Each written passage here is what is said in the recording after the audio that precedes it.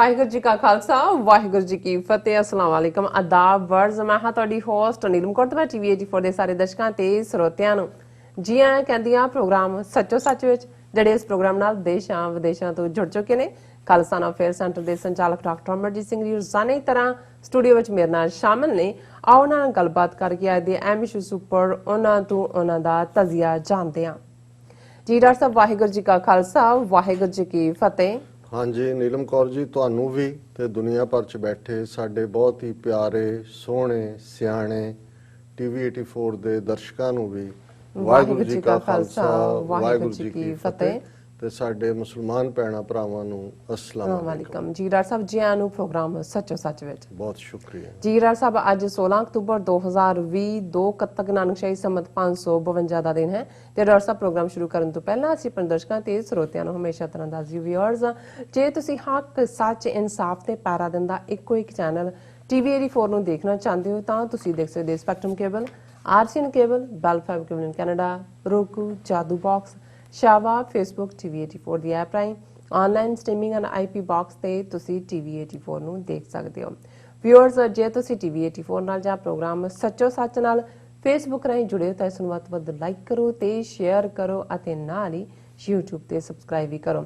ਇਹ ਵੀ ਦੱਸ ਦਿਓ ਕਿ ਤੁਸੀਂ ਟੀਵੀ 84 ਦੀ ਐਪ ਨੂੰ ਐਂਡਰੋਇਡ ਐਂਡ ਐਪ ਸਟੋਰ ਤੇ ਡਾਊਨਲੋਡ ਕਰਕੇ ਜੋ ਟੀਵੀ 84 ਦੀ ਲਾਈਵ ਸਟ੍ਰੀਮ ਹੈ ਉਸ ਨੂੰ ਤੁਸੀਂ 24 ਆਵਰਸ ਦੇਖ ਸਕਦੇ ਹੋ। ਵਿਊਅਰਸ, ਹੁਣ ਅਸੀਂ ਆਪਣੇ ਪ੍ਰੋਗਰਾਮ ਦੀ ਸ਼ੁਰੂਆਤ ਕਰਨ ਜਾ ਰਹੇ ਹਾਂ। ਇਸ ਵੀਕ ਦਾ ਅਖੀਰਲਾ ਪ੍ਰੋਗਰਾਮ ਹੋ ਰਿਹਾ ਹੈ, ਸੋ ਵੀਕਐਂਡ ਦੇ ਲਈ ਤੁਹਾਨੂੰ ਸਭ ਨੂੰ ਹੈਪੀ ਵੀਕਐਂਡ ਕਹਿੰਦੇ ਆ, ਸ਼ੁਭਕਾਮਨਾ ਕਹਿੰਦੇ ਆ ਕਿ ਤੁਹਾਡਾ ਵੀਕਐਂਡ ਜਿਹੜਾ ਹੈ ਬਹੁਤ ਹੀ ਵਧੀਆ ਖੁਸ਼ੀਆਂ ਭਰਿਆ ਗੁਜ਼ਰੇ।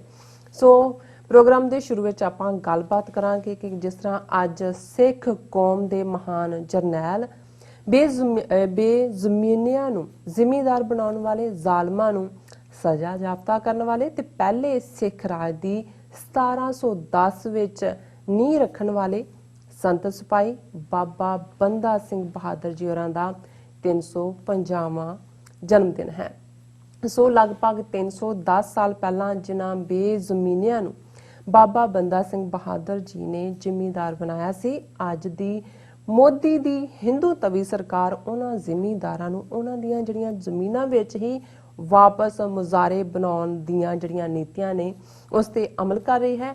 ਸੋ ਅਸੀਂ ਜਿਹੜਾ ਅੱਜ ਦਾ ਸਾਡਾ ਸਮੁੱਚਾ ਪ੍ਰੋਗਰਾਮ ਹੈ ਉਹ ਬਾਬਾ ਬੰਦਾ ਸਿੰਘ ਬਹਾਦਰ ਜੀ ਦੀ ਜਿਹੜੀ ਯਾਦ ਹੈ ਉਸ ਨੂੰ ਹੀ ਸਮਰਪਿਤ ਹੋਏਗਾ।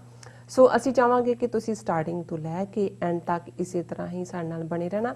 ਦੇਖਣ ਸੁਣ ਲਈ ਤੁਹਾਡਾ ਸਭ ਦਾ ਬਹੁਤ ਬਹੁਤ ਸ਼ੁਕਰੀਆ। ਜੀ ਡਾਕਟਰ ਸਾਹਿਬ, ਕੀ ਵਿਚਾਰਾਂ ਨੇ? ਦੇਖੋ, ਤੁਸੀਂ ਬੜੇ ਚੰਗੇ ਅੰਦਾਜ਼ ਦੇ ਵਿੱਚ ਪ੍ਰੋਗਰਾਮ ਦੀ ਸ਼ੁਰੂਆਤ ਕੀਤੀ ਹੈ ਜੀ, ਔਰ ਖਾਸ ਤੌਰ ਤੇ ਅੱਜ ਜਦੋਂ ਕਿ ਪੰਜਾਬ ਨਾਲ ਲੱਗਦੇ ਹਰਿਆਣੇ ਦੇ ਵਿੱਚ ਲੱਖਾਂ ਦੀ ਗਿਣਤੀ 'ਚ ਕਿਸਾਨ ਇਕੱਲੇ ਮਰਦ ਹੀ ਨਹੀਂ, ਔਰਤਾਂ, ਬੱਚੇ, ਬਜ਼ੁਰਗ ਸਾਰੇ ਸੜਕਾਂ ਤੇ ਨੇ, ਧਰਨਿਆਂ 'ਚ ਨੇ। ਬਿਲਕੁਲ, ਕਿਉਂਕਿ ਜਿਨ੍ਹਾਂ ਦੇ ਹੱਥ ਦਿੱਲੀ ਦੀ ਹਕੂਮਤ ਹੈ ਉਹ ਇਸ ਗੱਲ ਦੇ ਉੱਤੇ ਤੁਲੇ ਹੋਏ ਨੇ ਕਿ ਇਹਨਾਂ ਕਿਸਾਨਾਂ ਤੋਂ, ਭਾਵੇਂ ਉਹਨਾਂ ਦੇ ਕੋਲ ਥੋੜੀ ਜ਼ਮੀਨ ਹੈ, 85% ਦੇ ਕਰੀਬ ਕਿਸਾਨਾਂ ਕੋਲ 5 ਏਕੜ ਤੋਂ ਵੀ ਘੱਟ ਹੈ, ਪਰ ਉਹ ਡਿਟਰਮਿੰਡ ਨੇ। ਔਰ ਲੇਟੈਸਟ ਜਿਹੜੇ 3 ਐਗਰੀਕਲਚਰ ਕਾਨੂੰਨ, ਖੇਤੀਬਾੜੀ ਸੰਬੰਧੀ ਕਾਨੂੰਨ ਆਏ ਕਿ ਇਹਨਾਂ ਦੀਆਂ ਜ਼ਮੀਨਾਂ ਦੇ ਵਿੱਚ ਹੀ ਜਿਹੜਾ ਹੈ ਉਹ ਮੁਜ਼ਾਰੇ ਬਣਾ ਦੇਣਾ ਹੈ, ਟਿਲਰ ਬਣਾ ਦੇਣਾ। ਔਰ ਬਾਬਾ ਬੰਦਾ ਸਿੰਘ ਬਹਾਦਰ ਜਿਨ੍ਹਾਂ ਨੂੰ ਤੁਸੀਂ ਜਿਹੜਾ ਇਹ ਮੈਂ ਸਮਝਦਾ ਵੀ ਇਨਸਾਨੀ ਹਿਸਟਰੀ ਦਾ ਸਾਡੀ ਇੱਕ ਹਮੇਸ਼ਾ ਹੀ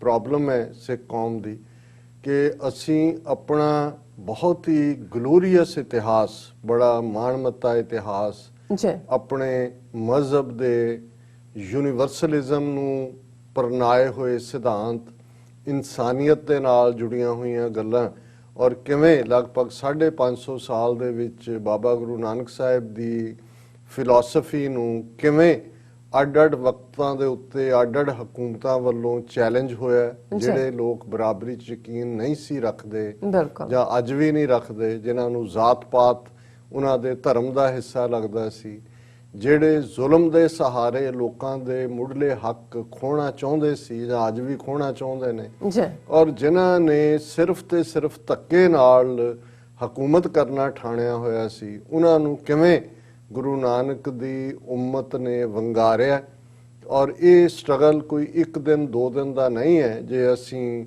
ਪੰਜਵੇਂ ਪਾਤਸ਼ਾਹ ਦੀ ਸ਼ਹਾਦਤ ਦੇ ਨਾਲ ਜਿਹੜੀ 1706 ਈਸਵੀ ਦੇ ਵਿੱਚ ਸ਼ੁਰੂ ਹੁੰਦੀ ਹੈ, ਇਸ ਦੀ ਗੱਲ ਸ਼ੁਰੂ ਕਰੀਏ, ਔਰ 1710 ਦਾ ਸਾਲ ਬੜਾ ਅਹਿਮ ਵਰ੍ਹਾ ਹੈ, ਕਿਉਂਕਿ ਇਹ ਉਹ ਵਰ੍ਹਾ ਹੈ ਕਿ ਜਿਸ ਵਰ੍ਹੇ ਦੇ ਵਿੱਚ ਬਾਬਾ ਬੰਦਾ ਸਿੰਘ ਬਹਾਦਰ ਜਿਹੜੇ 10ਵੇਂ ਪਾਤਸ਼ਾਹ ਦੇ ਥਾਪੜੇ ਨਾਲ ਦੱਖਣ ਵੱਲੋਂ ਆਏ ਹਜ਼ੂਰ ਸਾਹਿਬ ਵੱਲੋਂ, ਔਰ ਉਹਨਾਂ ਨੇ ਕਿਵੇਂ ਇੱਕ ਤੋਂ ਬਾਅਦ ਇੱਕ ਵਿਕਟਰੀ ਰਾਹ ਦੇ ਵਿੱਚ ਲਗਭਗ 2 ਸਾਲ ਉਹ ਦੱਖਣ ਤੋਂ ਪੰਜਾਬ ਤੱਕ ਪਹੁੰਚਦੇ ਨੇ, ਔਰ ਕਿਵੇਂ ਉਹਨਾਂ ਨੇ ਫਿਰ ਅੱਜ ਦਾ ਜਿਹੜਾ ਹਰਿਆਣਾ ਹੈ ਔਰ ਵੈਸਟਰਨ ਯੂਪੀ ਦੇ ਇਲਾਕੇ ਉੱਥੋਂ ਆਪਣੀਆਂ ਜਿੱਤਾਂ ਸ਼ੁਰੂ ਕੀਤੀਆਂ।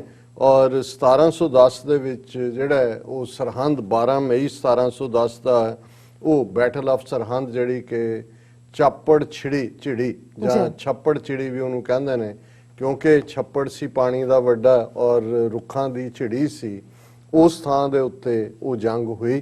ਔਰ ਇਹ 800 ਸਾਲ ਬਾਅਦ ਉਸ ਧਰਤੀ ਦੇ ਉੱਤੇ ਪਹਿਲੀ ਵਾਰ ਸੀ ਕਿ ਨੇਟਿਵਸ ਨੇ, ਜਿਹੜੇ ਬਾਹਰੋਂ ਆਏ, ਜਿਨ੍ਹਾਂ ਨੇ ਉਸ ਥਾਂ ਦੇ ਉੱਤੇ ਜਿਹੜਾ ਉਹ ਆਪਣਾ ਰਾਜ ਸਥਾਪਿਤ ਕੀਤਾ ਸੀ, ਉਹਨਾਂ ਨੂੰ ਡਿਫੀਟ ਕੀਤਾ। ਸੋ ਇਹਦੀ ਸਾਰੇ ਦੀ ਗੱਲ ਕਰਨ ਤੋਂ ਪਹਿਲਾਂ, ਕਿਉਂਕਿ ਸ਼ੁਰੂਆਤ ਹੀ ਮੈਂ ਇਸ ਨਾਲ ਇਸ ਲਈ ਕੀਤੀ ਹੈ ਕਿਉਂਕਿ ਜਦੋਂ 1710 ਦੇ ਵਿੱਚ ਪਹਿਲਾ ਸਿੱਖ ਰਾਜ, ਜਿਸ ਨੂੰ ਮੈਂ ਕਹਾਂਗਾ ਕਿ ਇਸ ਰਾਜ ਦਾ ਕੋਈ ਬਾਦਸ਼ਾਹ ਬੰਦਾ ਸਿੰਘ ਨਹੀਂ ਸੀ, ਬੰਦਾ ਸਿੰਘ ਨੇ ਨਾ ਮੋਨਾਰਕੀ ਨੂੰ ਐਕਸੈਪਟ ਕੀਤਾ, ਨਾ ਉਹਨਾਂ ਨੇ ਕੋਈ ਆਪ ਅਹੁਦਾ ਲਿਆ, ਇਹ ਸੱਚਮੁੱਚ ਇੱਕ ਪਬਲਿਕ ਦਾ ਰਾਜ, ਜਾਂ ਇਹਨੂੰ ਕਿਹਾ ਜਾਏ ਕਿ ਜਨਤਕ ਜਮਹੂਰੀਅਤ ਸੀ, ਜਨਤਕ ਲੋਕਤੰਤਰ ਸੀ, ਕਿਉਂਕਿ ਉਹਦੇ ਚ 1710 ਚ 12 ਮਈ ਨੂੰ ਸਰਹੰਦ ਫਤਿਹ ਹੁੰਦੀ ਹੈ, ਔਰ 2 ਦਿਨ ਬਾਅਦ ਜਦੋਂ ਕਿ ਫਤਿਹਗੜ੍ਹ ਸਾਹਿਬ ਦੇ ਮੁਕਾਮ ਦੇ ਉੱਤੇ ਝੰਡਾ ਚਲਾਇਆ ਜਾਂਦਾ ਹੈ, ਔਰ ਪਹਿਲਾ ਆਰਡੀਨੈਂਸ ਆਰਡਰ, ਉਦੋਂ ਕੋਈ ਅਜੇ ਸੰਸਦ ਜਾਂ ਪਾਰਲੀਮੈਂਟਸ ਤਾਂ ਨਹੀਂ ਸਨ, ਲੇਕਿਨ ਜ਼ਾਹਰ ਹੈ ਕਿ ਜਿਹੜੀ ਸੈਂਟਰਲਾਈਜ਼ਡ ਪਾਵਰ ਉਦੋਂ ਦਿੱਲੀ ਦਾ ਬਾਦਸ਼ਾਹ ਸੀ, ਉਹਨਾਂ ਦੇ ਥਾਪੇ ਜਿਹੜਾ ਪੰਜਾਬ ਹੈ, ਦੋਨੋਂ ਵੱਡਾ ਪੰਜਾਬ ਸੀ, ਅੱਜ ਇਹ ਲਹਿੰਦਾ ਔਰ ਚੜ੍ਹਦੇ ਦੀ ਗੱਲ ਕਰੀਏ ਤੇ ਇੱਕ ਲਾਹੌਰ ਦਾ ਸੂਬੇਦਾਰ ਸੀ, ਜਿਹੜਾ ਲਾਹੌਰ ਦੇ ਨਾਲ ਥੱਲੇ ਬਹੁਤ ਸਾਰਾ ਜਿਹੜਾ ਇਲਾਕਾ ਸੀ, ਲੇਕਿਨ ਇਧਰ ਜਿਨ੍ਹਾਂ ਦੇ ਥੱਲੇ ਈਵਨ ਪਹਾੜੀ ਰਿਆਸਤਾਂ ਵੀ ਸਨ 22 ਧਾਰ ਦੀਆਂ, ਸਾਰਾ ਕਾਂਗੜਾ, ਕੁੱਲੂ, ਲਾਹੌਲ ਸਪੀਤੀ, ਮੰਡੀ ਤੱਕ, ਔਰ ਇਧਰਲਾ ਸਾਰੀ ਬੈਲਟ, ਰੋਪੜ ਔਰ ਸਾਰਾ ਦੁਆਬਾ, ਸਰਹੰਦ। ਔਰ ਸਰਹੰਦ ਕੋਈ ਛੋਟਾ ਸ਼ਹਿਰ ਨਹੀਂ ਸੀ, ਦਿੱਲੀ ਔਰ ਲਾਹੌਰ ਦੇ ਟਾਕਰੇ ਦਾ ਸ਼ਹਿਰ ਸੀ। ਸਰ ਹਿੰਦ ਹੀ ਇਹ ਸੀ ਕਿ ਹਿੰਦੁਸਤਾਨ ਦਾ ਸਿਰ। ਸੋ ਜਿਵੇਂ ਦਿੱਲੀ ਵੀ ਬਹੁਤ ਸਮਾਂ ਕੈਪੀਟਲ ਨਹੀਂ ਰਹੀ, ਆਗਰਾ ਰਹੀ ਮੁਗਲਾਂ ਦੀ, ਲੇਕਿਨ ਲਾਹੌਰ ਔਰ ਸਰਹੰਦ ਇਹ ਦੋਨੋਂ ਹੀ ਬੜੇ ਅਹਿਮ ਪ੍ਰੋਵਿੰਸ ਸੀ। ਔਰ ਅੱਜ ਵੀ ਜੇ ਅਸੀਂ ਜਿਨ੍ਹਾਂ ਨੂੰ ਵੰਗਾਰਿਆ ਹੋਇਆ ਦਿੱਲੀ ਦੇ ਹਿੰਦੂਤਵੀ ਹਾਕਮਾਂ ਨੂੰ, ਉਹਨਾਂ ਨੂੰ ਵੀ ਇਹ ਹਿਸਟਰੀ ਦਾ ਇਸ ਗੱਲ ਦਾ ਗਿਆਨ ਹੈ ਕਿ ਦਿੱਲੀ ਦੇ ਉੱਤੇ ਉਹੀ ਰਾਜ ਕਰ ਸਕਿਆ ਜਿਹਨੇ ਪੰਜਾਬ ਨੂੰ ਕਾਬੂ ਕੀਤਾ। ਸੋ ਜਦੋਂ ਪੰਜਾਬ ਹੱਥੋਂ ਨਿਕਲ ਜਾਂਦਾ ਸੀ, ਤੁਹਾਡੀ ਜਿੱਥੇ ਮਰਜ਼ੀ ਤੱਕ ਹਕੂਮਤ ਹੋਏ, ਉਹ ਅਲਟੀਮੇਟਲੀ ਤੁਹਾਡੇ ਪੱਲੇ ਜਿਹੜਾ ਦਿੱਲੀ ਦਾ ਰਾਜ ਨਹੀਂ ਸੀ ਰਹਿੰਦਾ। ਸੋ ਇਹ ਇੱਕ ਜਿਹੜੀ ਤਬਦੀਲੀ ਸੀ, ਇਹ ਤਾਂ ਹੋਈ ਬਾਦਸ਼ਾਹ ਆਉਂਦੇ ਨੇ ਚਲੇ ਜਾਂਦੇ ਨੇ, ਕੋਈ ਹੋਰ ਵੀ ਹੁੰਦਾ। ਜੇ ਆ ਕੇ ਇੱਥੇ ਮਹਿਮੂਦ ਗਜ਼ਨਵੀ ਸਭ ਤੋਂ ਪਹਿਲਾਂ ਆਇਆ, ਫਿਰ ਮੁਹੰਮਦ ਗੌਰੀ ਆਇਆ, 200-400 ਸਾਲ ਅਫਗਾਨਾਂ ਦਾ ਰਿਹਾ, ਫਿਰ ਮੁਗਲ ਆਏ, ਬਾਬਰ ਉਜ਼ਬੇਕ ਸੀ, ਔਰ ਮੁਗਲਾਂ ਦਾ ਰਾਜ 1526 ਤੋਂ ਸ਼ੁਰੂ ਹੁੰਦਾ ਹੈ, ਜਿਹੜਾ ਢਿੱਲਾ ਮੱਠਾ ਹੁੰਦਾ ਆਵਾਂਦਾ 1857 ਤੱਕ ਰਹਿੰਦਾ। ਸੋ ਉਹਦੇ ਚ ਇੱਕ ਆਇਆ, ਦੂਸਰਾ ਗਿਆ, ਲੇਕਿਨ ਇਸ ਲਈ ਵੀ ਜਦੋਂ ਅਸੀਂ ਉਸ ਨੂੰ ਜਨਤਕ ਜਮਹੂਰੀਅਤ ਕਹਿੰਦੇ ਆ, ਬੇਸ਼ੱਕ ਉਹ ਥੋੜ ਚਿਰੀ ਸੀ, 3-4 ਸਾਲ ਦਾ ਹੀ ਉਹ ਪਾਰਟ ਰਿਹਾ, ਉਹਦੇ ਚ ਵੀ ਇਨ ਐਂਡ ਆਊਟ ਸੀ। 1715 ਦੇ ਵਿੱਚ ਬਾਬਾ ਬੰਦਾ ਸਿੰਘ ਬਹਾਦਰ ਗੁਰਦਾਸ ਨੰਗਲ ਦੀ ਗੜੀ ਚੋਂ ਗ੍ਰਿਫਤਾਰ ਹੁੰਦੇ ਨੇ 700 ਦੇ ਕਰੀਬ ਸਿੱਖਾਂ ਦੇ ਨਾਲ, ਔਰ 1716 ਚ ਦਿੱਲੀ ਦੇ ਵਿੱਚ ਉਹਨਾਂ ਦੀ ਔਰ ਉਹਨਾਂ ਦੇ ਮਾਸੂਮ 4-5 ਸਾਲ ਦੇ ਬੱਚੇ ਅਜੈ ਸਿੰਘ ਦੀ ਸ਼ਹਾਦਤ ਹੁੰਦੀ ਹੈ। ਪਰ ਜਦੋਂ ਅਸੀਂ ਦੁਨੀਆ ਦੇ ਵਿੱਚ ਲੈਂਡ ਰਿਫਾਰਮ ਦੀ ਗੱਲ ਕਰਦੇ ਹਾਂ, ਜਦੋਂ ਮੈਂ ਇਹ ਕਿਹਾ ਕਿ ਅਸੀਂ ਆਪਣੀ ਜਿਹੜੀਆਂ ਪ੍ਰਾਪਤੀਆਂ ਨੇ, ਜਿਹੜੀਆਂ ਯੂਨੀਵਰਸਲ ਨੇ, ਫਿਰਕਾਦਰਾਨਾ ਨਹੀਂ ਨੇ, ਜਨਤਕ ਹਿੱਤਾਂ ਦੀਆਂ ਨੇ, ਜਿਹੜੀਆਂ ਸਰਬੱਤ ਦੇ ਭਲੇ ਦੀਆਂ ਨੇ, ਔਰ ਇਹਦੇ ਚ ਬਾਬਾ ਬੰਦਾ ਸਿੰਘ ਬਹਾਦਰ ਅੱਜ ਹੋਰ ਵੀ ਸਾਨੂੰ ਯਾਦ ਆ ਰਹੇ ਨੇ। ਇਕੱਲਾ ਇਹ ਨਹੀਂ ਕਿ ਅੱਜ ਜਦੋਂ ਅਸੀਂ ਇਹ ਗੱਲ ਕਰ ਰਹੇ ਹਾਂ ਉਹਨਾਂ ਦਾ 350ਵਾਂ ਜਨਮ ਦਿਨ ਹੈ, ਕਿਉਂਕਿ 16 ਅਕਤੂਬਰ 1670 ਨੂੰ ਬਾਬਾ ਬੰਦਾ ਸਿੰਘ ਬਹਾਦਰ ਮੌਜੂਦਾ ਜੰਮੂ ਐਂਡ ਕਸ਼ਮੀਰ ਦਾ ਪੁੰਛ ਜ਼ਿਲ੍ਹਾ ਉਸ ਦਾ ਇੱਕ ਛੋਟਾ ਪਿੰਡ ਰਜੌਰੀ, ਉਸ ਦੇ ਵਿੱਚ ਉਹਨਾਂ ਦਾ ਜਨਮ ਹੁੰਦਾ ਹੈ। ਉਸ ਥਾਂ ਤੇ ਉਹਨਾਂ ਦੀ ਯਾਦ 'ਚ ਵੱਡਾ ਗੁਰਦੁਆਰਾ ਵੀ ਬਣਿਆ ਹੋਇਆ ਹੈ ਔਰ ਬੜੀ ਛੋਟੀ ਉਮਰ ਦੇ ਵਿੱਚ 12-13 ਸਾਲ ਦੀ ਉਮਰ ਤੱਕ ਪਹੁੰਚਦੇ ਆ ਉਹ ਘੋੜ ਸਵਾਰੀ, ਤੀਰ ਅੰਦਾਜ਼ੀ, ਇਹਨਾਂ ਸਾਰੇ ਜਿਹੜਾ ਹੈ ਉਹ ਜਿਹੜੇ ਆਰਟ ਨੇ ਜੰਗ ਦੇ ਉਹਨਾਂ ਦੇ ਵਿੱਚ ਮੁਹਾਰਤ ਹਾਸਲ ਕਰਦੇ ਨੇ। ਲੇਕਿਨ ਮੈਂ ਉਹਨਾਂ ਦੀ ਜ਼ਿੰਦਗੀ ਔਰ ਕਿਵੇਂ ਇੱਕ ਜਿਹੜਾ ਸ਼ਿਕਾਰ ਖੇਡਣ ਵਾਲਾ ਨੌਜਵਾਨ ਫਕੀਰ ਬਣ ਜਾਂਦਾ ਹੈ ਤੇ ਫਿਰ ਕਿਵੇਂ ਉਹ ਫਕੀਰ ਜਿਹੜਾ ਕਦੇ ਮਾਧੋ ਦਾਸ ਹੈ, ਲਛਮਣ ਦਾਸ ਹੈ, ਉਹਨੂੰ 10ਵੇਂ ਪਾਤਸ਼ਾਹ ਬੰਦਾ ਸਿੰਘ ਬਹਾਦਰ ਬਣਾ ਦਿੰਦੇ ਨੇ, ਇਸ ਦਾ ਮੈਂ ਜ਼ਰੂਰ ਜ਼ਿਕਰ ਕਰਾਂਗਾ। ਪਰ ਸਭ ਤੋਂ ਪਹਿਲਾਂ ਮੈਂ ਉਹ ਰੈਵੋਲੂਸ਼ਨਰੀ ਕੰਮ ਜਿਹੜਾ ਹਿਊਮਨ ਹਿਸਟਰੀ 'ਚ ਪਹਿਲਾਂ ਕਿਸੇ ਨੇ ਨਹੀਂ ਸੀ ਕੀਤਾ। ਬੇਸ਼ੱਕ ਫਰਾਂਸ ਦੇ ਰੈਵੋਲੂਸ਼ਨ ਨੂੰ ਕ੍ਰੈਡਿਟ ਦਿੱਤਾ ਜਾਂਦਾ ਹੈ 1780s ਦੇ ਵਿੱਚ, 1780 'ਚ ਹੁੰਦਾ ਹੈ, ਜਦੋਂ ਕਿ ਜ਼ਮੀਨਾਂ ਦੇ ਉੱਤੇ ਜਿਹੜੇ ਜ਼ਮੀਨਾਂ ਵਾਹੁਣ ਵਾਲੇ ਨੇ ਉਹਨਾਂ ਦੇ ਕੁਝ ਹੱਕ ਮਹਿਫੂਜ਼ ਹੁੰਦੇ ਨੇ, ਜਾਂ ਫਾਰਮਰਸ ਦੀ ਜਿਹੜੀ ਹੈ ਰੈਵੋਲੂਸ਼ਨ ਦੇ ਨਾਲ ਸ਼ੁਰੂ ਹੁੰਦਾ ਹੈ। ਲੇਕਿਨ 1710 ਦੇ ਵਿੱਚ ਜਦੋਂ ਬਾਬਾ ਬੰਦਾ ਸਿੰਘ ਬਹਾਦਰ ਦੀ ਕਿਆਦਤ ਦੇ ਥੱਲੇ ਸਰਹੰਦ ਦੇ ਉੱਤੇ, ਔਰ ਫਤਿਹਗੜ੍ਹ ਸਾਹਿਬ ਦਾ ਕਿਉਂਕਿ ਮੁਕਾਮ ਹੈ, ਸਰਹੰਦ ਨੂੰ ਸਿੱਖਾਂ ਨੇ ਨਕਾਰ ਦਿੱਤਾ ਸੀ ਮੁਕੰਮਲ ਤੌਰ ਤੇ, ਕਿਉਂਕਿ ਇਹ ਵੀ ਅਸੀਂ ਜ਼ਿਕਰ ਕਰਾਂਗੇ ਕਿ ਕਿਵੇਂ ਇਸੇ ਸ਼ਹਿਰ ਦੇ ਵਿੱਚ ਉਸ ਵੇਲੇ ਦੇ ਹਾਕਮ, ਉਸ ਸੂਬਾ ਸਰਹੰਦ ਵਜ਼ੀਰ ਖਾਨ ਔਰ ਉਸ ਦੇ ਹਿੰਦੂ ਪ੍ਰਾਈਮ ਮਿਨਿਸਟਰ ਸੁੱਚਾਨੰਦ ਦੀ ਜਿਹੜੀ ਹੈ ਉਹ ਉਹਨਾਂ ਦੇ ਆਰਡਰਸ ਦੇ ਥੱਲੇ ਗੁਰੂ ਗੋਬਿੰਦ ਸਿੰਘ ਸਾਹਿਬ ਦੇ ਦੋ ਛੋਟੇ ਸਾਹਿਬਜ਼ਾਦੇ 7 ਤੇ 9 ਸਾਲ ਦੇ ਸਾਹਿਬਜ਼ਾਦਾ ਜ਼ੋਰਾਵਰ ਸਿੰਘ, ਸਾਹਿਬਜ਼ਾਦਾ ਫਤਿਹ ਸਿੰਘ, ਉਹਨਾਂ ਨੂੰ ਜਿਉਂਦਿਆਂ ਨੀਹਾਂ ਦੇ ਵਿੱਚ ਚਿਣ ਕੇ ਸ਼ਹੀਦ ਕੀਤਾ ਗਿਆ ਸੀ। ਔਰ ਇਸੇ ਤਰ੍ਹਾਂ ਉਹਨਾਂ ਦੇ ਬਿਰਧ ਮਾਤਾ ਜੀ, ਜਿਨ੍ਹਾਂ ਦੀ ਮਾਤਾ ਗੁਜਰੀ ਜੀ, ਜਿਨ੍ਹਾਂ ਦੀ 80 ਸਾਲ ਤੋਂ ਜ਼ਿਆਦਾ ਉਮਰ ਸੀ, ਉਹਨਾਂ ਨੂੰ ਸਰਹੰਦ ਦੇ ਬੁਰਜ ਵਿੱਚ ਸ਼ਹੀਦ ਕੀਤਾ ਗਿਆ ਸੀ। ਸੋ ਇਸ ਨੂੰ ਹਮੇਸ਼ਾ ਸਿੱਖ ਇਸ ਸ਼ਹਿਰ ਨੂੰ ਗੁਰੂ ਮਾਰੀ ਸਰਹੰਦ ਕਹਿੰਦੇ ਸੀ ਕਿ ਭਾਈ ਇਹ ਗੁਰੂ ਨੇ ਕਰਸ ਕਿ ਇੱਥੇ ਜ਼ੁਲਮ ਹੋਇਆ, ਔਰ ਇਹ ਰਿਜ਼ੋਲਵ ਸੀ ਸਿੱਖਾਂ ਦਾ ਕਿ ਵੀ ਇਸ ਸ਼ਹਿਰ ਨੂੰ ਅਸੀਂ ਸਫਾਏ ਹਸਤੀ ਤੇ ਰਹਿਣ ਨਹੀਂ ਦੇਣਾ। ਇਹਦਾ ਵੀ ਅਸੀਂ ਜ਼ਿਕਰ ਕਰਾਂਗੇ ਕਿ ਵੀ ਕਿਵੇਂ ਇਸ ਨੂੰ ਕੋਈ ਰਿਵੈਂਜ ਕੇ, ਇਸ ਨੂੰ ਕੋਈ ਰਿਜ਼ੋਲਵ ਕੇ, ਇਹਨੂੰ ਕੋਈ ਜ਼ੁਲਮ ਨੂੰ ਜਾਂ ਜ਼ਾਲਮ ਨੂੰ ਸਜ਼ਾ ਦੇਣਾ ਕਿ। ਪਰ ਇਹਦੀ ਗੱਲ ਕਰਨ ਤੋਂ ਪਹਿਲਾਂ ਵੀ ਕਿ ਜਿਹੜਾ ਐਕਟ ਹੈ, ਕਿਉਂਕਿ ਜੀਵਨ, ਇਤਿਹਾਸ, ਤਾਰੀਖ ਉਹਦੇ ਆਪਣੇ ਐਂਗਲ ਹੁੰਦੇ ਨੇ। ਜ਼ਾਹਰ ਹੈ ਜਿਹੜਾ ਵਿਕਟਰ ਹੁੰਦਾ ਹੈ ਇੱਕ ਉਸ ਦਾ ਨੈਰੇਟਿਵ ਹੁੰਦਾ ਹੈ, ਇੱਕ ਲੂਜ਼ਰ ਦਾ ਨੈਰੇਟਿਵ ਹੁੰਦਾ ਹੈ, ਫਿਰ ਇੱਕ ਜਿਹੜਾ ਜਿਸ ਥਾਟ ਨਾਲ ਜੁੜਿਆ ਹੋਇਆ ਉਹ ਉਸ ਨੂੰ ਉਵੇਂ ਬਿਆਨਦਾ ਹੈ। ਸੋ ਉਹਦੇ 'ਚ ਕੋਈ ਜ਼ਰੂਰੀ ਨਹੀਂ ਹੈ ਕਿ ਸਾਰੇ ਹੀ ਸਹਿਮਤ ਹੋਣ ਕਿ ਜੀ ਇਹਦਾ ਇਹੀ ਨੈਰੇਟਿਵ ਹੈ।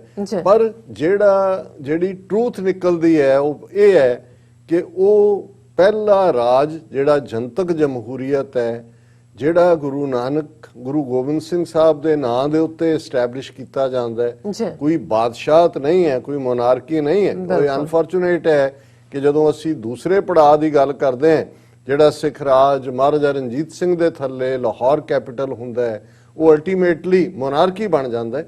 ਔਰ ਲੇਕਿਨ ਜਿਹੜੀ ਟਰੂ ਜਮਹੂਰੀਅਤ ਦੇ ਨਾਲ 1710 ਦੇ ਵਿੱਚ ਪਹਿਲਾ ਸਿੱਖ ਰਾਜ ਸਥਾਪਿਤ ਹੁੰਦਾ ਹੈ ਔਰ ਉਹਦੀ ਪਹਿਲੀ ਪ੍ਰੋਕਲੇਮੇਸ਼ਨ, ਪਹਿਲਾ ਆਰਡਰ ਹੈ ਜ਼ਮੀਨ ਵਾਹੁਣ ਵਾਲਾ ਜ਼ਮੀਨ ਦਾ ਮਾਲਕ ਹੈ।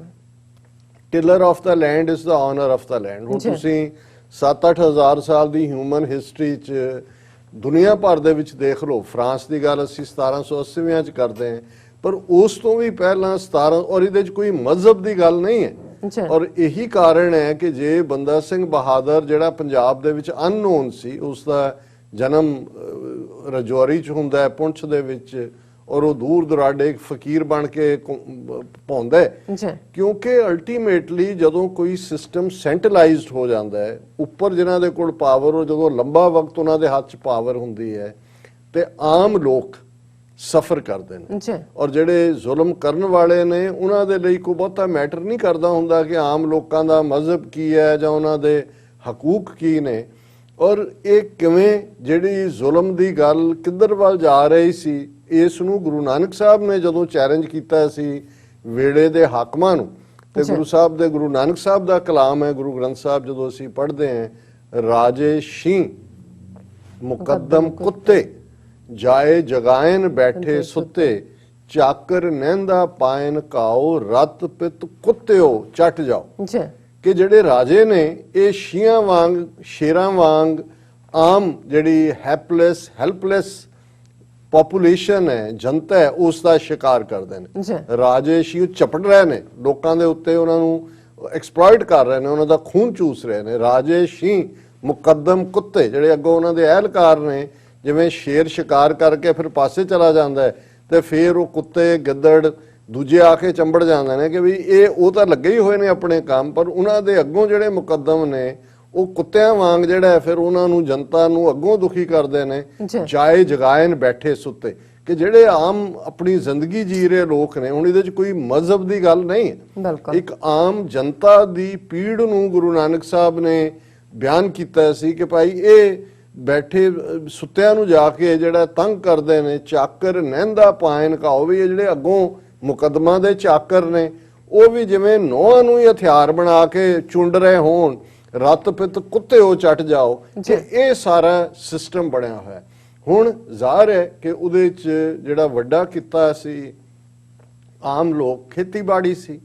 ਔਰ ਖੇਤੀਬਾੜੀ ਕਰਨ ਵਾਲਿਆਂ ਨੂੰ ਕਿਸ ਹੱਦ ਤੱਕ ਅਕਾਲ ਪੈ ਗਿਆ ਨਹੀਂ ਹੈ, ਲੇਕਿਨ ਉਹਨਾਂ ਦੇ ਅਹਿਲਕਾਰ ਜਿਹੜੇ ਜ਼ਬਰਦਸਤੀ ਵਸੂਲੀ ਕਰਦੇ ਸੀ, ਉਹਦਾ ਨਤੀਜਾ ਸੀ ਕਿ ਲੋਕ ਜਿਹੜੇ ਨੇ, ਔਰ ਮਾਲਕ ਜ਼ਮੀਨਾਂ ਦਾ ਕੋਈ ਸੀ, ਕਿਉਂਕਿ ਇਹ ਜਿਹੜਾ ਜ਼ਮੀਂਦਾਰ ਸਿਸਟਮ ਸੀ, ਜਿਹਨੂੰ ਜ਼ਮੀਂਦਾਰਾ ਸਿਸਟਮ ਕਹਿੰਦੇ ਨੇ, ਜਿਸ ਦੇ ਵਿੱਚ ਮਲਕ ਸਨ ਔਰ ਬਖਸ਼ੀ ਔਰ ਦੂਸਰੇ ਲੋਕ, ਇਹ ਸਾਰੇ ਵੱਡੇ ਸੀ। ਔਰ ਜਿਹੜੇ ਆਮ ਲੋਕ ਸੀ, ਜਿਹੜੇ ਉਹਨਾਂ ਦੇ ਮੁਜਾਰੇ, ਜਿਹਨਾਂ ਜ਼ਮੀਨਾਂ ਦੇ ਕੰਮ ਕਰਦੇ ਸੀ, ਉਹ ਮੁਜਾਰੇ ਸੀ, ਉਹਨਾਂ ਦੀਆਂ ਹੀ ਜ਼ਮੀਨਾਂ 'ਚ ਉਹਨਾਂ ਦੇ ਉੱਤੇ ਕਿਸੇ ਹੋਰ ਦੀ ਜਿਹੜੀ ਆ ਹਕੂਮਤ ਸੀ।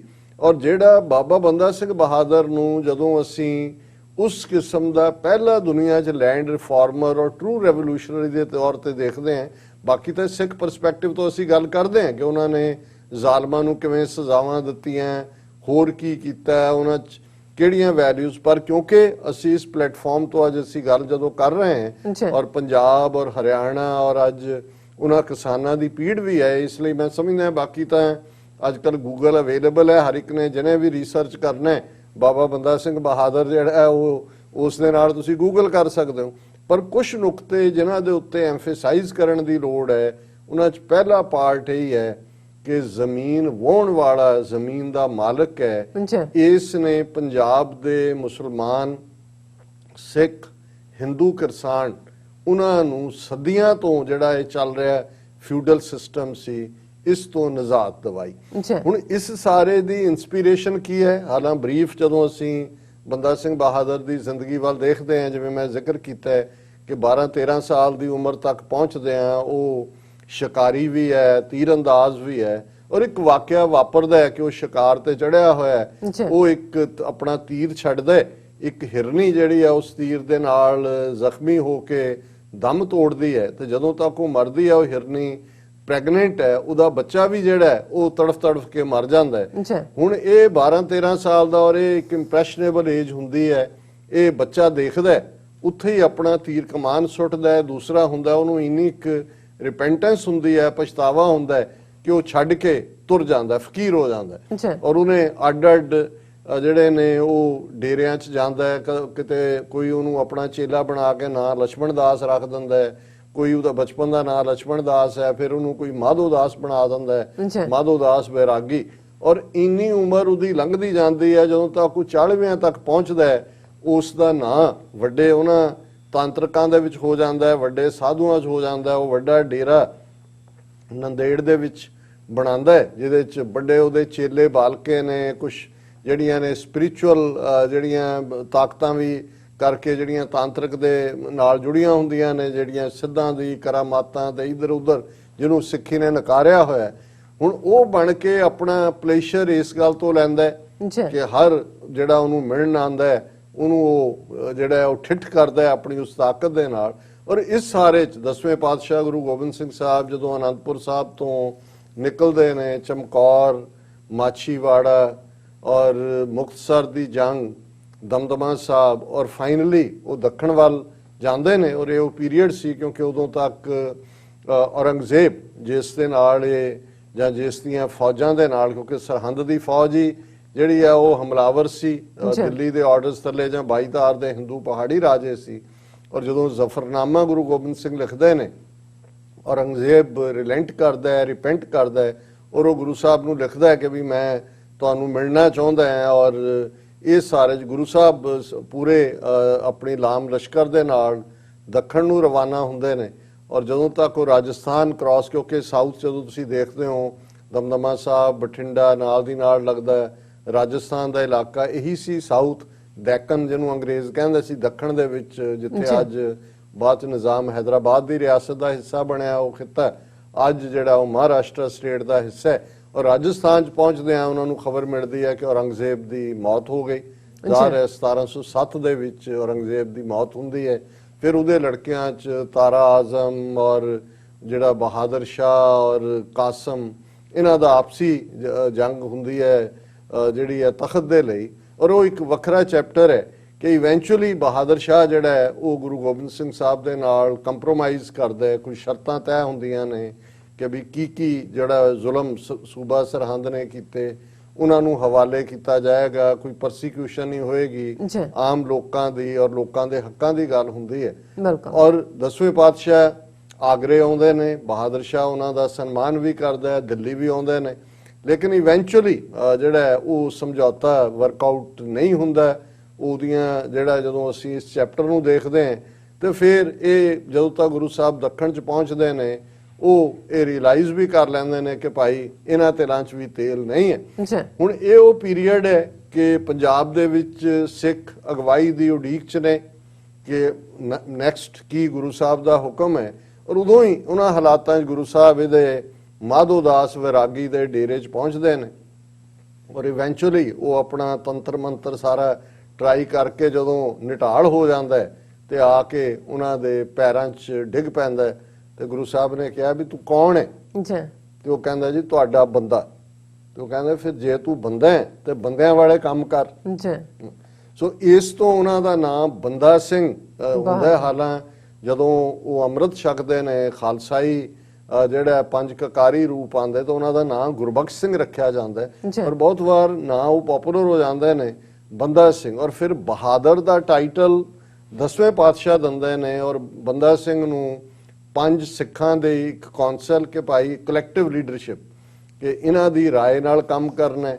ਔਰ ਨਗਾਰਾ ਜਿਹੜਾ ਵਾਰ ਡਰਮ ਹੈ, ਨਿਸ਼ਾਨ ਸਾਹਿਬ ਔਰ 5 ਤੀਰਾਂ ਦੀ ਬਖਸ਼ਿਸ਼ ਦੇ ਨਾਲ ਪੰਜਾਬ ਵੱਲ ਤੋਰਦੇ ਨੇ। ਔਰ ਪੰਜਾਬ ਔਰ ਸਾਰੇ ਇਸ ਖਿੱਤੇ 'ਚ ਇਹ ਹੁਕਮਨਾਮੇ ਚਲੇ ਜਾਂਦੇ ਨੇ ਸਾਰੇ ਸਿੱਖਾਂ ਦੇ ਲਈ ਕਿ ਬੰਦਾ ਸਿੰਘ ਨੂੰ ਅਸੀਂ ਜਥੇਦਾਰ ਕੀਤਾ ਔਰ ਹਥਿਆਰ ਬਨ ਕੇ ਆਏ ਮਿਲੋ।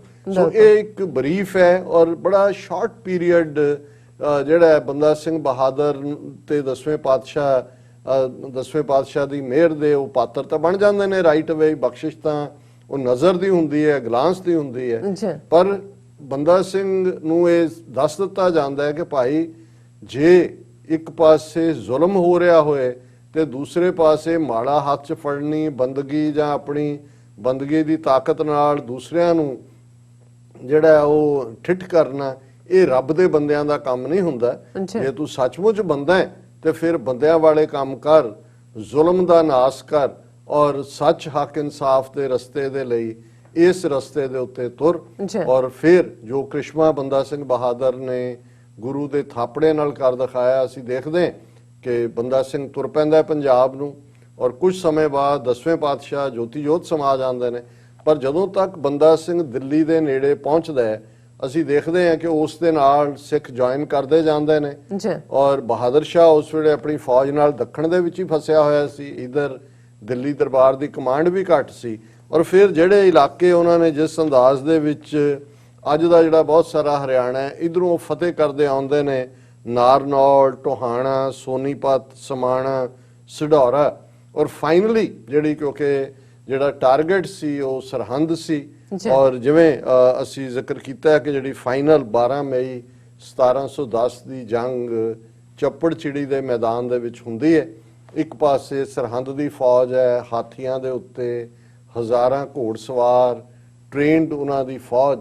ਇਧਰ ਸਧਾਰਨ ਸਿੱਖ ਨੇ ਜਿਨ੍ਹਾਂ ਦੇ ਕੋਲ ਥੋੜਾ ਬਹੁਤ ਕਿ ਉਹ ਰਾਹ ਦੇ ਵਿੱਚੋਂ ਕੋਈ ਬੰਦੂਕਾਂ ਜਾਂ ਅਸਲਾ ਆ ਗਿਆ, ਪਰ ਉਹ ਰੋਹ ਹੈ ਔਰ ਕਾਮਨ ਕਿਰਸਾਨੀ। ਔਰ ਜਦੋਂ ਕਿਸਾਨ ਉੱਠਦਾ ਹੈ, ਜਦੋਂ ਅੱਜ ਮੈਨੂੰ ਲੱਗਦਾ ਹੈ ਕਿ ਬੇਸ਼ੱਕ ਆਉਣ ਵਾਲਾ ਪੀਰੀਅਡ ਅਸੀਂ ਸੈਕੰਡ ਟੌਪਿਕ ਡਿਸਕਸ ਕਰਾਂਗੇ ਕਿ ਹਕੂਮਤ ਦਿੱਲੀ ਦੀ ਇੱਕ ਵੱਡੇ ਬਲੱਡ ਬਾਥ ਦੀ ਤਿਆਰੀ ਕਰ ਰਹੀ ਹੈ ਔਰ ਉਹ ਕੰਟਰਾਈਵ ਕਰ ਰਹੀ ਹੈ ਸਿਚੁਏਸ਼ਨ। ਜੀ ਪਰ ਇਸ ਗੱਲ ਦਾ ਧਿਆਨ ਰਹੇ ਕਿ ਜਦੋਂ ਧਰਤੀ ਦੇ ਪੁੱਤਰ ਉੱਠ ਪੈਂਦੇ ਨੇ, ਕਿਸਾਨ ਹੈ ਧਰਤੀ ਦਾ ਪੁੱਤਰ, ਤੇ ਫਿਰ ਕੋਈ ਵੀ ਵੱਡੀ ਤਾਕਤ ਜ਼ੁਲਮ ਕਰਨ ਵਾਲੀ ਰੋਕ ਨਹੀਂ ਸਕਦੀ। ਔਰ ਇਹੀ ਅਸੀਂ ਉਸ ਦੌਰ ਦੇ ਵਿੱਚ ਦੇਖਿਆ। ਕੋਈ ਟ੍ਰੇਨਡ ਫੌਜ ਨਹੀਂ ਹੈ। ਜੀ ਜਿਉਂ ਹੀ ਗੁਰੂ ਦਾ ਹੁਕਮ ਆਂਦਾ ਹੈ, ਜਿਹੜਾ ਸਧਾਰਨ ਕਿਸਾਨ ਹੈ, ਜਿਹੜਾ ਜ਼ਮੀਨ ਦਾ ਮਾਲਕ ਬਣਨ ਦੀ ਗੱਲ ਤਾਂ ਜਿਹੜੀ ਆ ਬਾਅਦ ਚ ਹੁੰਦੀ ਹੈ, ਪਰ ਜਿਹਨੂੰ ਇਹ ਪਤਾ ਹੈ ਕਿ ਵੀ ਹੁਣ ਅਸੀਂ ਕਰੋ ਜਾਂ ਮਰੋ ਜਾਂ ਆਰ ਪਾਰ ਦੀ ਲੜਾਈ ਹੈ, ਉਹ ਆਪਣੇ ਕੋਲ, ਉਹਦੇ ਕੋਲ ਕੋਈ ਜਦਾਤ ਨਹੀਂ ਹੈ। ਉਹ ਆਪਣਾ ਹਲ ਜਿਹੜਾ ਉਹ ਲੈ ਕੇ ਪਿੰਡ ਦੇ ਲੋਹਾਰ ਕੋਲ ਜਾਂਦਾ ਹੈ, ਉਹਨੂੰ ਕਹਿੰਦਾ ਕਿ ਬਈ ਆ ਮੇਰੇ ਕੋਲ ਆਹੀ ਹਲ ਹੈ, ਇਹਨੂੰ ਪਿਘਲਾ ਕੇ ਤਲਵਾਰ ਬਣਾ ਦੇ। ਬਿਲਕੁਲ। ਔਰ ਉਹੀ ਤਲਵਾਰ ਉਹਦੇ ਤੇ ਉਹ ਲੀਰ ਲਪੇਟ ਕੇ ਨਾਲ ਲੈ ਕੇ ਤੁਰ ਪੈਂਦਾ ਸਰਹੰਦ ਨੂੰ ਕਿ ਗੁਰੂ ਮਾਰੀ ਸਰਹੰਦ ਨੂੰ ਸਿਟਾ। ਸੂਰਜ ਚੜ੍ਹਨ ਤੋਂ ਸੂਰਜ ਡੁੱਬਣ ਤੱਕ ਅਸਾਮੀ ਲੜਾਈ ਹੈ 800 ਸਾਲ ਦੀ ਹਿਸਟਰੀ ਦੀ।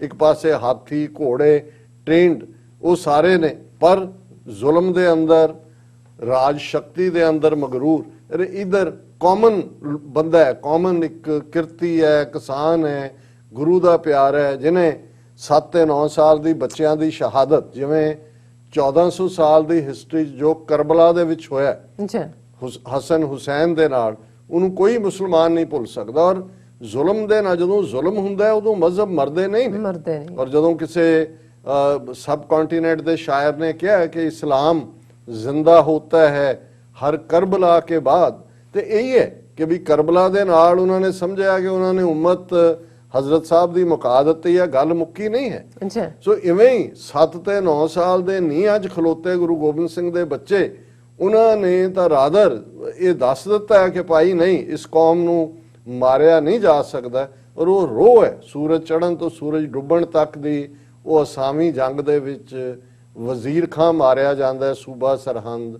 ਉਹਦਾ ਪ੍ਰਾਈਮ ਮਿਨਿਸਟਰ ਹਿੰਦੂ ਸੁੱਚਾਨੰਦ, ਜਿਹੜਾ ਵਜ਼ੀਰ ਖਾਂ ਨੂੰ ਇਹ ਕਹਿ ਕੇ ਉਹਨੇ ਜਿਹੜਾ ਉਹ ਫਤਵਾ ਲਿਆ ਕਾਜ਼ੀ ਤੋਂ ਕਿ ਜੀ ਸੱਪਾਂ ਦੇ ਬੱਚੇ ਸੱਪ ਹੀ ਹੁੰਦੇ ਨੇ, ਕਿ ਇੱਕ ਗੁਰੂ ਗੋਬਿੰਦ ਸਿੰਘ ਤੁਹਾਡੇ ਤੋਂ ਕਾਬੂ ਨਹੀਂ ਆਉਂਦੇ। 7 ਤੇ 9 ਸਾਲ ਦੇ ਬੱਚੇ ਜੇ ਇਹ ਜਿਉਂਦੇ ਰਹੇ, ਕੱਲਾ ਕੱਲਾ ਗੁਰੂ ਗੋਬਿੰਦ ਸਿੰਘ ਬਣੇਗਾ, ਇਹਨਾਂ ਨੂੰ ਫਿਨਿਸ਼ ਕਰੋ। ਉਹਨੂੰ ਵੀ ਔਰ ਹੋਰ ਵੀ ਸਾਰੇ ਜਿਹੜਾ ਉਹ ਜ਼ੁਲਮ ਕਰਨ ਵਾਲਿਆਂ ਨੂੰ ਸਜ਼ਾ ਮਿਲਦੀ ਹੈ।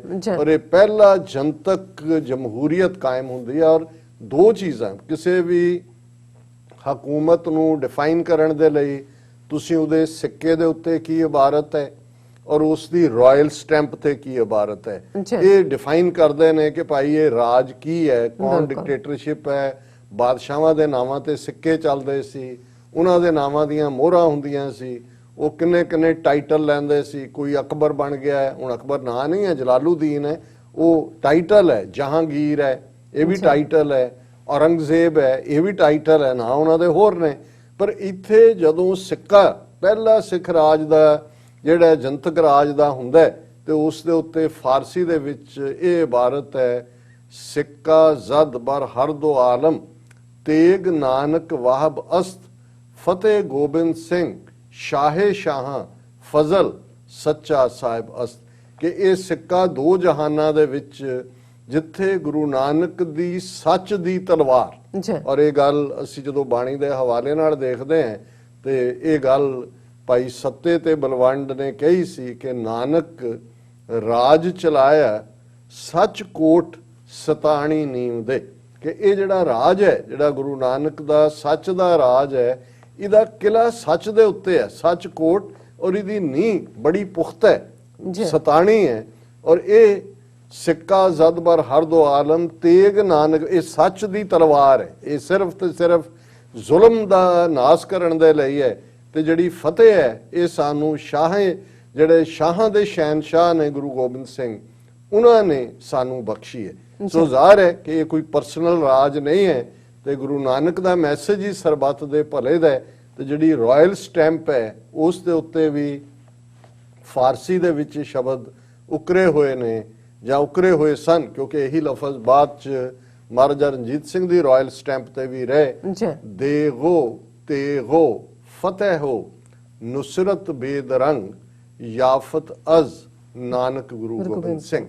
ਦੇਗ ਇਕਨੋਮਿਕਲ ਪ੍ਰੋਸਪੈਰਿਟੀ, ਇਹ ਇਕੱਲਾ ਕੜਾ ਪ੍ਰਸ਼ਾਦ ਜਾਂ ਲੰਗਰ ਤੱਕ ਮਹਦੂਦ ਨਹੀਂ ਹੈ ਕਿ ਕੋਈ ਭੁੱਖਾ ਨਹੀਂ ਸੋਵੇਗਾ। ਔਰ ਇਹ ਪੋਲੀਟੀਕਲ ਪਾਵਰ ਹੀ ਤੁਹਾਡੀ ਪਾਵਰਟੀ ਨੂੰ ਕੱਟਦੀ ਹੈ। ਅੱਜ ਜੇ ਕਿਸਾਨ ਪੰਜਾਬ ਦਾ ਆਤਮਘਾਤ ਕਰਦਾ ਹੈ ਔਰ ਉਸ ਕਿਸਮ ਦੀ ਜਿਹੜੀ ਹੈ ਉਹ ਸਿਹਤ ਸੇਵਾਵਾਂ ਹੋਣ, ਐਜੂਕੇਸ਼ਨ ਹੋਏ ਹਰ ਪਾਸੇ, ਇਸ ਲਈ ਕਿ ਤੁਹਾਡੇ ਕੋਲ ਪੋਲੀਟੀਕਲ ਪਾਵਰ ਨਹੀਂ ਹੈ। ਔਰ ਇਹ ਜਿਹੜੀ ਦੇਗ ਦੇ ਨਾਲ ਇਕਨੋਮਿਕਲ ਪ੍ਰੋਸਪੈਰਿਟੀ ਦੀ ਗੱਲ, ਔਰ ਬਿਨਾਂ ਤੇਗ ਤੋਂ ਬਿਨਾਂ ਤਾਕਤ ਤੋਂ ਤੁਹਾਨੂੰ ਪੋਲੀਟੀਕਲ ਪਾਵਰ ਨਹੀਂ ਮਿਲਦੀ। ਔਰ ਜੇ ਤੁਸੀਂ ਮਿਲ ਗਈ ਹੈ ਪੋਲੀਟੀਕਲ ਪਾਵਰ, ਉਹਨੂੰ ਮਹਿਫੂਜ਼ ਵੀ ਜੇ ਤੁਸੀਂ ਕਰਨਾ ਹੈ ਤੇ ਉਹ ਹਥਿਆਰਾਂ ਦੇ ਨਾਲ ਹੈ, ਸ਼ਸਤਰਾਂ ਦੇ ਨਾਲ ਹੈ, ਜਿਹਨੂੰ 10ਵੇਂ ਪਾਤਸ਼ਾਹ ਨੇ ਕਿਹਾ ਸ਼ਸਤਰਨ ਕੇ ਅਧੀਨ ਹੈ ਰਾਜ, ਕਿ ਭਾਈ ਇਹ ਜਿਹੜਾ ਰਾਜ ਹੈ ਪੋਲੀਟੀਕਲ ਪਾਵਰ ਲੈਣ ਲਈ ਵੀ ਹਥਿਆਰ ਚਾਹੀਦੇ ਨੇ ਤੇ ਉਹਨੂੰ ਸਸਟੇਨ ਕਰਨ ਦੇ ਲਈ ਵੀ ਹਥਿਆਰ ਚਾਹੀਦੇ ਨੇ।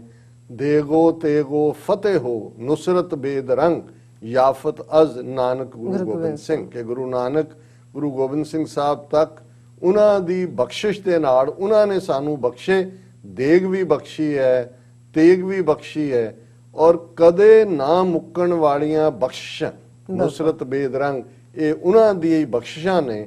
ਸੋ ਬੰਦਾ ਸਿੰਘ ਬਹਾਦਰ ਬੇਸ਼ੱਕ ਉਹ ਉਹਨਾਂ ਦਾ ਥੋੜ ਚਿਰਾ ਰਾਜ ਹੈ, ਬਹੁਤ ਵਾਰ ਉਹ ਨਿਕਲ ਜਾਂਦੇ ਨੇ, ਫਿਰ ਬਹਾਦਰ ਸ਼ਾਹ ਜਦੋਂ ਵਾਪਸ ਆ ਜਾਂਦਾ ਹੈ ਦੱਖਣ ਤੋਂ ਔਰ ਚੈਲੰਜ ਕਰਦਾ ਹੈ, ਚੇਜ਼ ਕਰਦਾ ਹੈ ਉਹਨਾਂ ਦੀ ਲੋਹਗੜ੍ਹ ਦੀ ਜਿਹੜੀ ਰਾਜਧਾਨੀ ਹੈ, ਜਿਹੜੀ ਉਹਨਾਂ ਦੇ ਹੱਥੋਂ ਨਿਕਲ ਜਾਂਦੀ ਹੈ, ਉਹ ਫਿਰ ਪਹਾੜਾਂ ਚਲੇ ਜਾਂਦੇ ਨੇ, ਫਿਰ ਵਾਪਸ ਆ ਜਾਂਦੇ ਨੇ।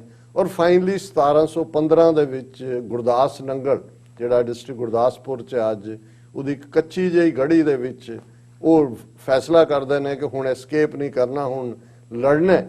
ਪਰ ਇਸ ਹੱਦ ਤੱਕ ਅੰਦਰ ਸਾਰਾ ਕੱਟ ਆਫ ਹੋ ਜਾਂਦਾ ਹੈ ਔਰ ਅੰਦਰ ਕੋਈ ਅੰਨ ਤੱਕ ਨਹੀਂ, ਔਰ ਉਸ ਸਿਚੁਏਸ਼ਨ ਆ ਜਾਂਦੀ ਹੈ ਕਿ ਅੰਦਰ ਸਕੈਲੇਟਨ ਬਣ ਜਾਂਦੇ ਨੇ, ਤਲਵਾਰ ਚੁੱਕਣ ਦੀ ਵੀ ਹਿੰਮਤ ਨਹੀਂ ਹੈ। ਔਰ ਉਦੋਂ ਜਿਹੜੀ ਫੌਜ ਹੈ ਮੁਗਲੀ ਹੈ ਉਹ ਅੰਦਰ ਐਂਟਰ ਕਰਦੀ ਹੈ। ਬਾਬਾ ਬੰਦਾ ਸਿੰਘ ਬਹਾਦਰ, ਉਹਨਾਂ ਦੀ ਸਿੰਘਣੀ, 3-4 ਸਾਲ ਦੇ ਬੱਚੇ ਔਰ 700 ਦੇ ਕਰੀਬ ਸਿੱਖਾਂ ਨੂੰ ਗ੍ਰਿਫਤਾਰ ਕਰਕੇ, ਉਹ ਇੱਕ ਵੱਖਰੀ ਕਹਾਣੀ ਹੈ ਕਿ ਕਿਵੇਂ ਉਹਨਾਂ ਨੂੰ ਲਾਹੌਰ ਔਰ ਫਿਰ ਦਿੱਲੀ ਲਿਜਾਇਆ ਜਾਂਦਾ ਹੈ, ਕਿਵੇਂ ਜਿਹੜੇ 700 ਦੇ ਕਰੀਬ ਨੇ ਰੋਜ਼ਾਨਾ 100 ਦਾ ਇੱਕ ਜਥਾ ਲਿਆਂਦਾ ਜਾਂਦਾ ਹੈ ਉਹਨਾਂ ਦੇ ਸਾਹਮਣੇ, ਔਰ ਉਹਨਾਂ ਨੂੰ ਇਹੀ ਜਿਹੜਾ ਪੁੱਛਿਆ ਜਾਂਦਾ ਹੈ ਕਿ ਭਾਈ ਜੇ ਤੁਸੀਂ ਆਪਣਾ ਮਜ਼ਹਬ ਛੱਡ ਕੇ ਦੀਨ ਕਬੂਲ ਕਰ ਲਓ, ਤੁਸੀਂ ਬਾਗੀ ਹੋ ਹਕੂਮਤ, ਤੁਹਾਡੀ ਜਾਨ ਬਖਸ਼ੀ ਕੀਤੀ ਜਾ ਸਕਦੀ ਹੈ। ਪਰ ਇੱਕ ਵੀ ਸਿੱਖ ਆਪਣੇ ਈਮਾਨ ਤੋਂ ਨਹੀਂ ਡੋਲਦਾ, ਔਰ ਇਹ ਗੱਲ ਕੱਲੀ ਸਿੱਖ ਹਿਸਟਰੀ ਦੀ ਨਹੀਂ ਹੈ।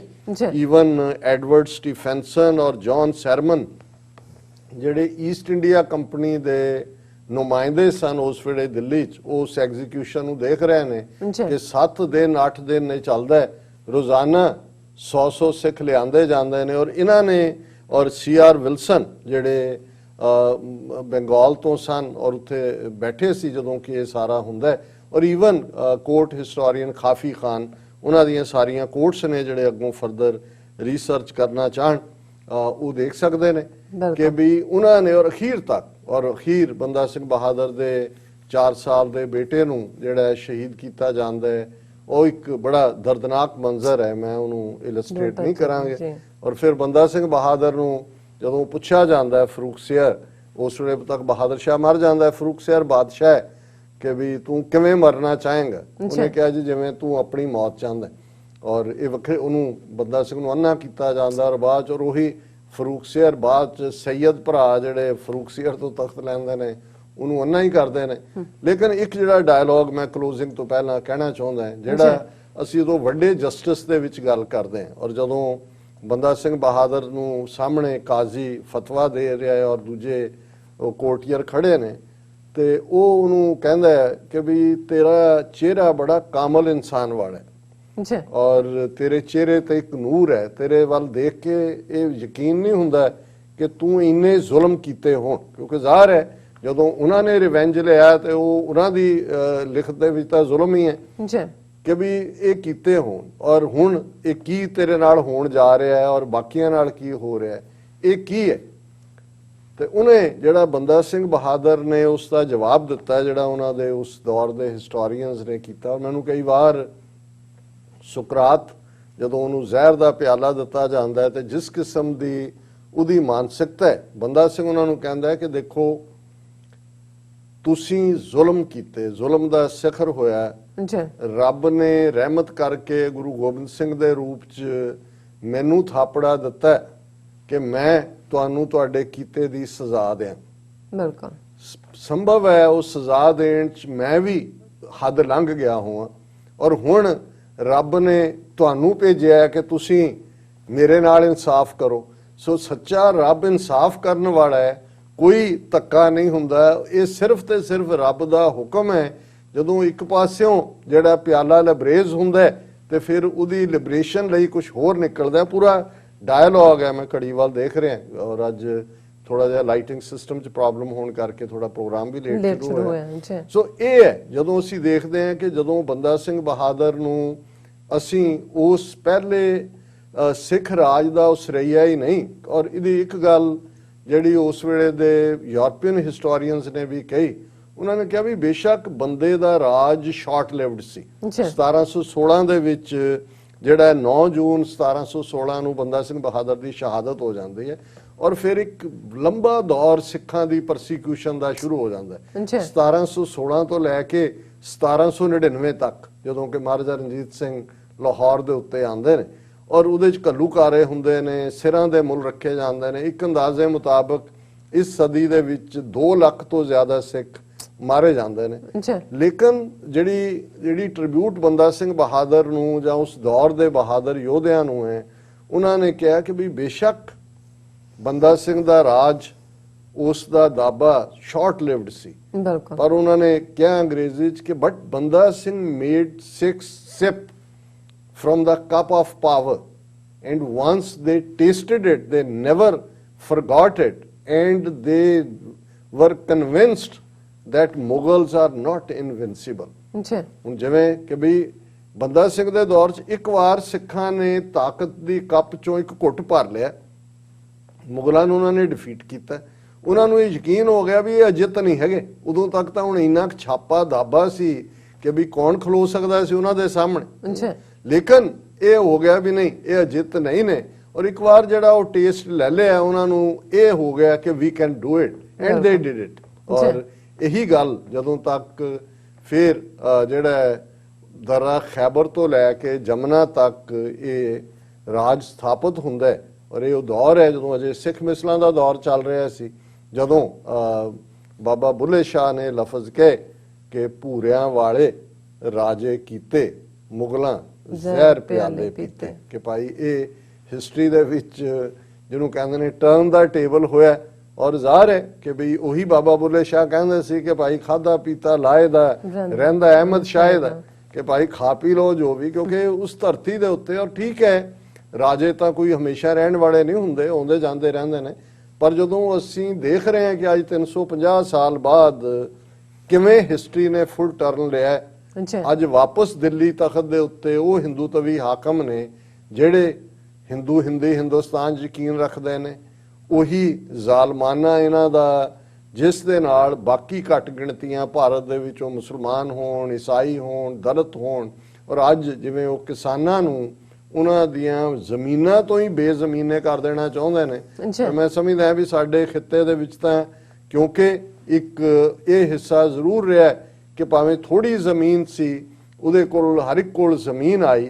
ਔਰ ਜੇ ਸਾਡੇ ਕਿਤੇ ਕੋਈ ਲਾਡ ਨਾਲ ਮਾਂ ਜਾਂ ਭੈਣ ਕੋਈ ਕਹਿੰਦੇ ਵੀ ਸੀ ਤੇ ਨਖੱਤਿਆ ਕਹਿੰਦੇ ਸੀ। ਹੁਣ ਖੱਤਾ ਜ਼ਮੀਨ ਨੂੰ ਕਹਿੰਦੇ ਨੇ, ਨਖੱਤਿਆ ਇਹ ਕੀ ਕੀਤਾ ਵੀ ਬੇਜ਼ਮੀਨ, ਮਤਲਬ ਇਹ ਇੱਕ ਅਬਿਊਜ਼ ਵੀ ਸੀ। ਔਰ ਇਹ ਸੀ ਕਿ ਕਦੇ ਤੂੰ ਨਿਖੱਤਾ ਨਾ ਹੋਏ, ਮਤਲਬ ਇਹ ਵੀ ਵਿਸ਼ ਸੀ ਕਿ ਨਖੱਤਿਆ।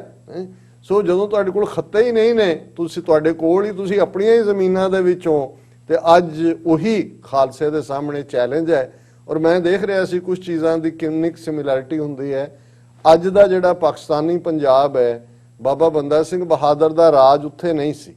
ਬਾਬਾ ਬੰਦਾ ਸਿੰਘ ਬਹਾਦਰ ਦੀ ਰਾਜਧਾਨੀ ਲੋਹਗੜ੍ਹ, ਇਹ ਸਾਰਾ ਅੱਜ ਦਾ ਪੰਜਾਬ ਜਿਹਦੇ ਚ ਮਾਲਵਾ, ਮਾਝਾ, ਦੁਆਬਾ ਹੈ, ਇਧਰਲਾ ਹਰਿਆਣਾ ਔਰ ਸੋਨੀਪਤ, ਗੁੜਗਾਵਾਂ ਤੱਕ ਇਹੀ ਰਾਜ ਸੀ। ਔਰ ਪਹਿਲਾ ਸਿੱਖ ਰਾਜ ਵੀ 1710 ਦਾ ਉੱਥੇ ਹੀ ਐਸਟੈਬਲਿਸ਼ ਹੋਇਆ। ਔਰ ਹੁਣ ਵੀ ਇਸ ਸਾਰੇ ਚੋਂ ਅਲਟੀਮੇਟਲੀ ਦਰਿਆਏ ਜਮਨਾ ਤੋਂ ਵਾਘਾ ਤੱਕ ਇੰਡੀਪੈਂਡੈਂਟ ਸੋਵਰਨ ਨੇਸ਼ਨ ਖਾਲਿਸਤਾਨ ਪੰਥ ਲਿਬਰੇਟ ਕਰਵਾਏਗਾ ਔਰ ਜ਼ਮੀਨ ਵਾਹੁਣ ਵਾਲਾ ਜ਼ਮੀਨ ਦਾ ਮਾਲਕ ਹੋਏਗਾ। ਦੇਗ ਤੇਗ ਫਤਿਹ ਹੋਏਗੀ ਔਰ ਨਾਨਕ ਨਾਮ ਚੜ੍ਹਦੀ ਕਲਾ ਤੇਰੇ ਪਾਣੇ ਸਰਬੱਤ ਦਾ ਭਲਾ। ਇਹੀ ਪੋਲੀਟੀਕਲ ਪਾਵਰ ਦਾ ਅਸਲ ਮਕਸਦ ਹੀ ਇਹ ਹੁੰਦਾ ਹੈ ਜਿਹੜਾ ਬਾਬਾ ਬੰਦਾ ਸਿੰਘ ਬਹਾਦਰ ਨੇ ਕਰ ਦਿਖਾਇਆ ਸੀ। ਜੀ ਡਾਕਟਰ ਸਾਹਿਬ ਤੁਹਾਡਾ ਬਹੁਤ ਬਹੁਤ ਸ਼ੁਕਰੀਆ। ਤੁਸੀਂ ਬਾਬਾ ਬੰਦਾ ਸਿੰਘ ਬਹਾਦਰ ਜੀ ਦੇ ਜੀਵਨ ਨਾਲ ਸੰਬੰਧਿਤ ਜਿਹੜੀਆਂ ਵਿਚਾਰਾਂ ਨੇ ਸਾਡੇ ਦਰਸ਼ਕਾਂ ਨਾਲ ਸਾਂਝੀਆਂ ਕੀਤੀਆਂ ਨੇ। ਸੋ ਆਸ ਕਰਦੇ ਹਾਂ ਕਿ ਪਸੰਦ ਆਈਆਂ ਹੋਣਗੀਆਂ ਸਾਡੇ ਦਰਸ਼ਕਾਂ ਨੂੰ। ਸੋ ਇੱਥੇ ਲੈਣੇ ਬ੍ਰੇਕ ਤੋਂ ਪਹਿਲਾਂ ਅਸੀਂ ਆਪਣੇ ਦਰਸ਼ਕਾਂ ਤੇ ਸਰੋਤਿਆਂ ਨੂੰ ਅਪੀਲ ਤੇ ਬੇਨਤੀ ਕਰਦੇ ਹਾਂ ਵਿਊਅਰਸ, ਜਿਸ ਤਰ੍ਹਾਂ ਕਿ ਤੁਸੀਂ ਜਾਣਦੇ ਹੋ ਕਿ ਟੀਵੀ 84 ਇੱਕ ਪੰਥਕ ਚੈਨਲ ਹੈ। ਸੋ ਅਸੀਂ ਚਾਹਾਂਗੇ ਕਿ ਤੁਸੀਂ ਟੀਵੀ 84 ਦੀ ਵੱਧ ਤੋਂ ਵੱਧ ਸਪੋਰਟ ਕਰੋ, ਮਾਈਕ ਸਹਾਇਤਾ ਕਰੋ। ਤੁਸੀਂ ਆਪਣੀ ਮਾਈਕ ਸਹਾਇਤਾ ਸਾਡੀ ਵੈਬਸਾਈਟ tv84.tv ਤੇ ਜਾ ਕੇ ਪੇਪਲ ਦੀ ਵਰਤੋਂ ਕਰਕੇ ਵਨ ਟਾਈਮ ਡੋਨੇਟ ਕਰ ਸਕਦੇ ਹੋ, ਮੰਥਲੀ ਡੋਨੇਟ ਵੀ ਕਰ ਸਕਦੇ ਹੋ। ਤੁਸੀਂ ਟੀਵੀ 84 ਦੇ ਨਾਮ ਤੇ ਚੈੱਕ ਬਣਾ ਕੇ ਸਾਨੂੰ ਮੇਲ ਵੀ ਕਰ ਸਕਦੇ ਹੋ ਸਾਡੇ ਇਸ ਪਤੇ ਤੇ 36-01 37th ਐਵਨਿਊ ਲੌਂਗ ਆਈਲੈਂਡ ਸਿਟੀ, ਨਿਊਯਾਰਕ 11101 USA, ਜਾਂ ਫਿਰ ਤੁਸੀਂ ਸਾਨੂੰ ਫੋਨ ਰਾਹੀਂ ਵੀ ਸੰਪਰਕ ਕਰ ਸਕਦੇ ਹੋ ਸਾਡੇ ਫੋਨ ਨੰਬਰ ਤੇ 5164060694। Thank you so much viewers. ਵਿਚਾਰਾਂ ਦਾ ਸਿਲਸਿਲਾ ਇਸ ਤਰ੍ਹਾਂ ਚੱਲਦਾ ਰਹੇਗਾ। ਮਿਲਦੇ ਹਾਂ ਛੋਟੇ ਜਿਹੇ ਬ੍ਰੇਕ ਤੋਂ ਬਾਅਦ।